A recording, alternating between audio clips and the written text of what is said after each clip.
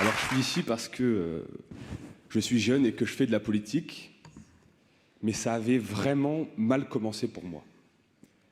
Je détiens le record de l'histoire de l'éducation nationale du nombre d'élections de délégués perdus. Du CE1 à la terminale, je me suis présenté 11 fois, et 11 fois de suite, j'ai perdu. Mais on reviendra sur comment je suis arrivé ici un peu plus tard, parce que ce qui m'intéresse maintenant, ce sont les jeunes qui ne s'intéressent pas à la politique. Et malheureusement, ils sont trop nombreux. Le taux d'abstention chez les 18-25 ans est de 66% en moyenne. Sur 3 jeunes, il y en a 2 qui ne votent pas. Et sur certains aspects, je les comprends, personne ne les représente vraiment. Il n'y a pas d'âge pour commencer à faire de la politique, ça c'est bien, j'en suis la preuve. Mais le problème, c'est qu'il n'y a pas d'âge pour arrêter. Aujourd'hui, l'âge moyen des parlementaires est de 65 ans. Cela veut dire que toutes les décisions qu'ils prennent, toutes les lois qu'ils votent, tous les projets qu'ils défendent, eh ben, ils mangeront le pissenlit par la racine avant d'en avoir vu toutes les conséquences. Et d'ailleurs, ça ne m'étonnerait pas qu'ils en soient un minimum conscients étant donné la béchamel dans laquelle ils nous laissent. Merci pour les 98% de dette. Merci pour les 2 degrés en plus d'ici 2100. Merci pour les 5 millions de chômeurs. Et je vais m'arrêter là parce que la liste est longue. L'économie, l'environnement, l'éducation sont des problématiques qu'il est impératif de traiter dans une perspective de long terme. Les décisions que nous prenons aujourd'hui, elles auront des conséquences dans 20, dans 30, dans 50 ans. Et donc, qui, mieux que les jeunes, sont légitimes pour prendre ces décisions?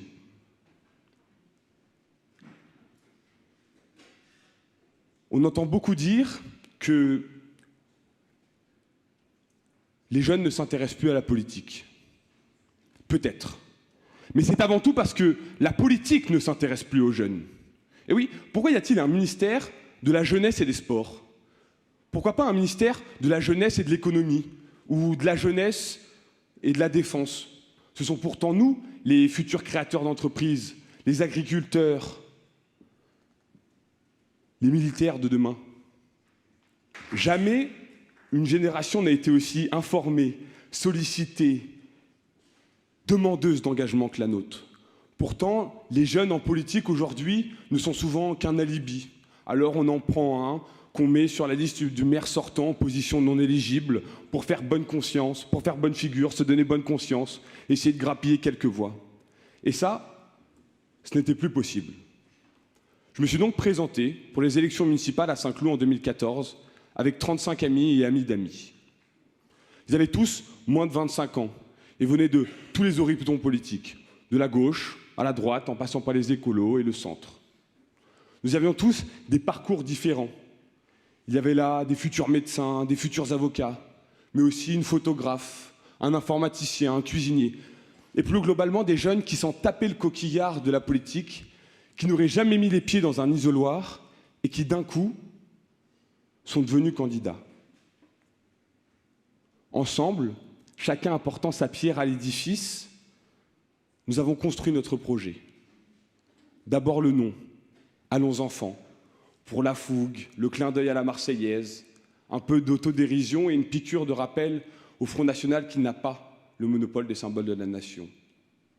Puis le programme, axé sur les nouvelles technologies, le développement durable, la culture et bien sûr la jeunesse dont nous portions l'espoir de réveiller cette ville. Après 2 mois de campagne intense sur le terrain et sur les réseaux sociaux, aussi bien en arpentant tous les marchés de la ville qu'à grand renfort de Twitter et de réunions publiques en live stream, nous sommes parvenus à obtenir 15,4% des voix et 2 sièges au conseil municipal.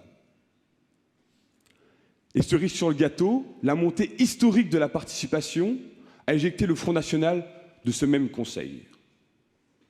La belle affaire. On savait qu'avec seulement 2 élus et en plus dans l'opposition, notre marge de manœuvre allait être limitée. C'est le jeu. Mais je peux vous garantir d'une chose, jamais la ville de Saint-Cloud n'a été aussi dynamique. Et le maire et son équipe ont commencé à reprendre point par point notre programme. sans jamais, bien sûr, que nous y soyons associés. Mais c'est pas grave. Je fais de la politique pour qu'on reprenne mes idées. Mais du coup, on s'est quand même mis à rêver de quelque chose d'encore plus grand. Et avec les plus motivés, on a décidé de lancer un mouvement national qui a vu le jour il y a maintenant 2 mois. Allons enfants, le parti de la jeunesse. Je préfère être clair tout de suite, la galère que représente la création d'un parti politique dépasse toutes les lois, même la loi de Morphy, la loi sur l'emmerdement maximum.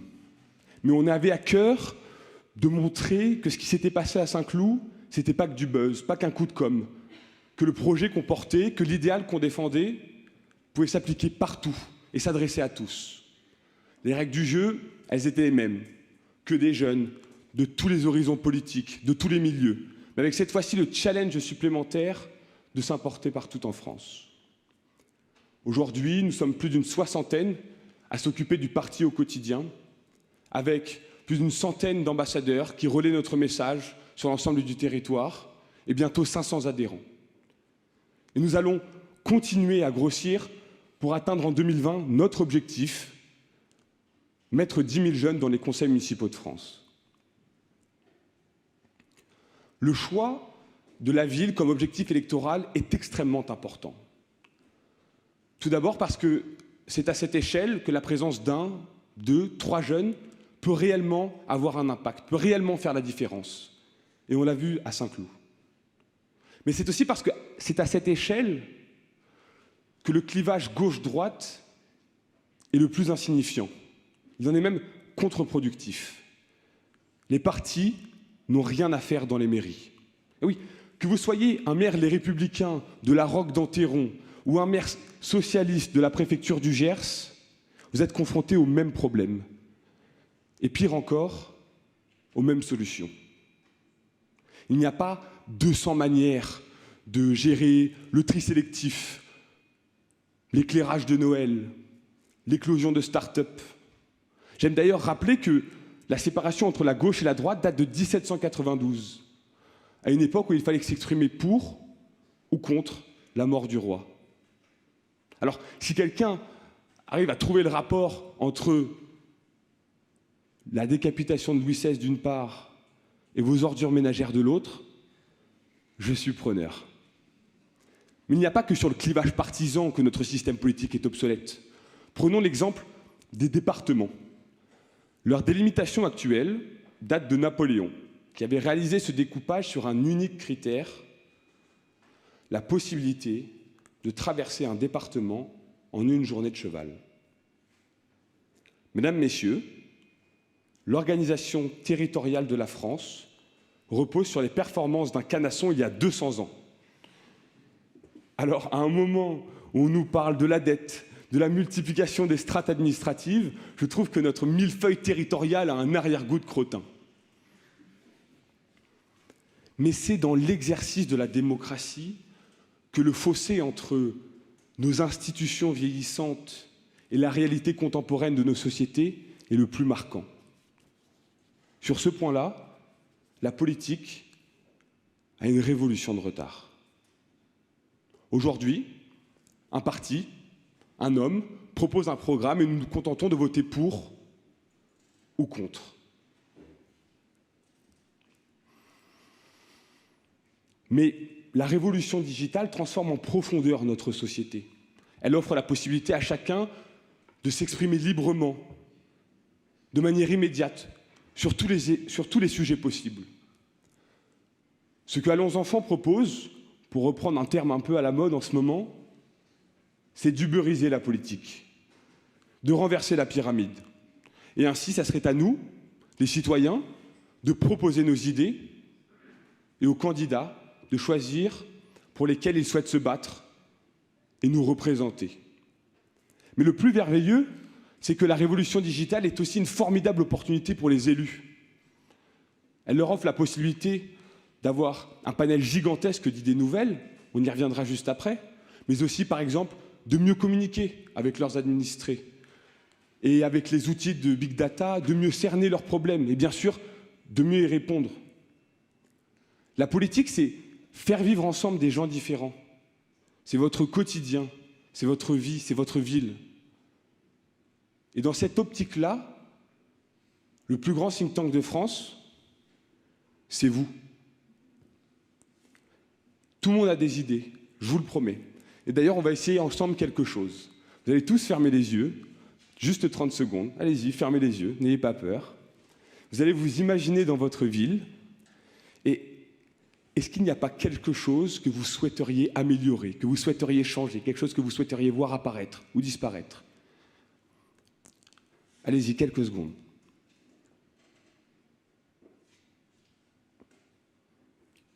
Parfait. Je suis sûr que 90% d'entre vous ont trouvé au moins une piste d'amélioration. Et c'est là tout mon point. Imaginez, vous n'avez réfléchi cela que 30 secondes. Mais je suis persuadé que tout le monde peut avoir ou a déjà des idées pour sa région, pour la France, ou même l'Europe. Et c'est dans cette perspective qu'Allons Enfants a mis en place La Ruche, une plateforme de démocratie participative où chacun est libre de proposer ses idées, d'aimer, de partager, de commenter celles des autres. Quand on sait que sur Internet, la vidéo d'un panda qui éternue peut faire 200 millions de vues, imaginez la puissance, le retentissement et les conséquences que peut avoir une bonne idée. Le fait d'être jeune nous permet d'avoir une bonne compréhension du monde qui nous entoure. Allons Enfants est un parti, mais c'est aussi une start-up, où l'on se bat plus pour les idées que pour le pouvoir, où il n'y a pas de rapport hiérarchique. Bref, on est cool et je pense que c'est important pour renouer ce lien perdu. Et tous ensemble, réenchanter la politique. Oui, tous ensemble parce que si Allons Enfants est piloté par les jeunes, il s'adresse à tous. Ce sont notre manière de fonctionner, nos idées, notre vision de la France et de la politique qui doivent rester jeunes, pas notre électorat. C'est pour ça que garder une idée pour soi, c'est égoïste et inconscient. C'est pour ça qu'il est indispensable que les jeunes jouent un rôle en politique. C'est pour ça qu'il est nécessaire de changer la politique et de la confronter aux évolutions de la société. Vous ferez le pari de la jeunesse en prenant son parti. Merci beaucoup.